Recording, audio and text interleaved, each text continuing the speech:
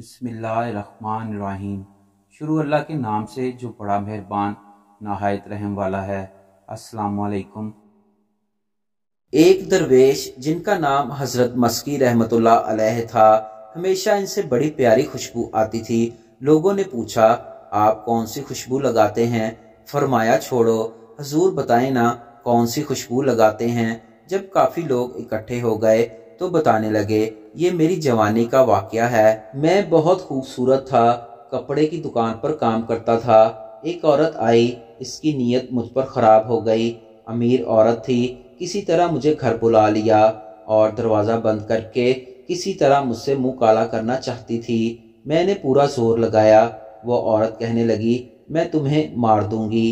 फिर कहने लगी कि लोग तुम्हारा यकीन तो नहीं करेंगे, सिर्फ मेरा यकीन करेंगे। तो मैं कहूँगी ये मुझसे ज़बरदस्ती कर रहा था और तुम्हें बदनाम कर दूंगी। गर्ज जो हरबे इस्तेमाल कर सकती थी इसने किए।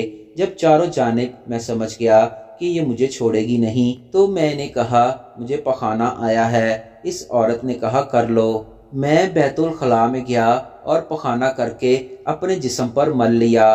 फिर मैं बाहर आया और इस औरत के पास गया तो इस औरत ने कहा, तू पागल है, दफा हो जा। इस औरत ने मुझे घर से निकाल दिया।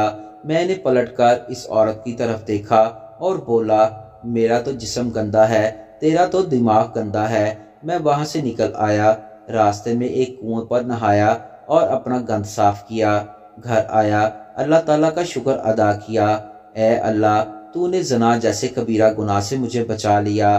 रात को सोया तो ख्वाब में हजरत यूसुफ अलैहिस्सलाम की ज़ियारत हुई और वो मुझे फरमाने लगे, तूने हजरत मोहम्मद सल्लल्लाहु अलैहि वसल्लम का उम्मती होकर वो काम किया जो मैंने नबी होकर किया था। उठ, सीने से लग। मुझे सीने से लगाया और जिस्म पर हाथ फेरा।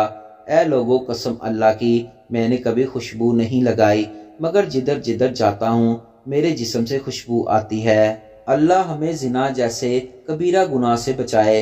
आमीन।